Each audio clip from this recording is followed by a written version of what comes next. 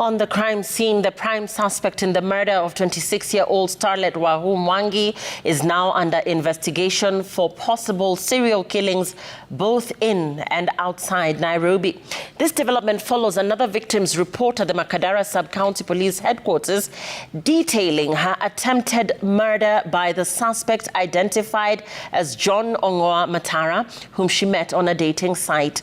This comes 2 days after the suspect was apprehended for allegedly killing 26-year-old socialite Starlet Wahu on Thursday this week. Ben Kirui reports.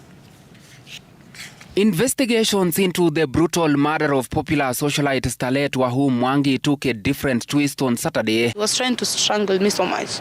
That's when he left the marks behind. After more victims emerged to write statements of assaults and attempts on their lives by the main suspect identified as 30-year-old John Matara, the latest victim who reported to the Matara Sub-County Headquarters, claiming that she fell victim of the suspect on the 29th of December last year, days after meeting on a dating site. So I met this guy on a dating site. We exchanged numbers and we met on a particular day in a certain Airbnb. The guy seemed nice from when he picked me from the Uber all the way to the house. Everything was so nice till midnight. The guy decided to beat me up and ask for money. It went wrong, mkamua kustab. In a chilling account, the victim described her encounter with Matara on a dating site before booking an Airbnb, where he initiated a violent assault, demanding an access to her financial accounts. He did bad things to me. He was using a knife and an iron box to threaten me to give him my phone passwords and M-Pesa PIN and accounts. So after everything was done, I gave him everything. He checked my account and saw the amount of money I had. So he decided to ask me to transfer it to him. I did everything he asked for. Preliminary police findings suggest Matara might be a serial killer, targeting women through online dating platforms. Because he had asked for 50,000.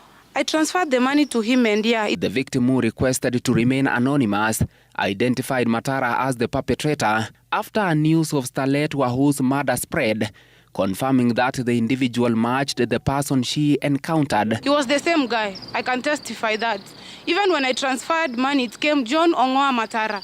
It's the same number that I saw people complain and post online. Even the DCI post that today. The shocking revelations come after Starlet Wahu, who was murdered in an Airbnb in Nairobi, South B, was buried at her parents' home in Kamulu area of Ruai. Her burial coming barely 2 days after her lifeless body was discovered on Thursday. Shortly after checking into the apartment on Wednesday night, video surveillance from Papino Apartments captured Starlet Wahu and John Matara entering an elevator within the apartment block on Wednesday before disembarking on the 4th floor and proceeding to their Y32 room, which they had reportedly rented for a night. Police discovered the deceased lifeless body lying in a pool of blood. After the security at the Airbnb reported the matter to the authorities, Matara reportedly hastily left the premises on Thursday morning, wearing blood-stained clothes. He was arrested at Mbagathi Hospital, where he took himself for treatment for a stab wound to his stomach. Police believe he inflicted the wound on himself to mislead the investigators. Post-mortem examination conducted on the body of Wahu on Friday revealed that she died due to excessive bleeding caused by stabbing. Police reports further indicate that there were signs of a struggle between Wahu and her killer. Ben Kirui, Citizen TV, Nairobi.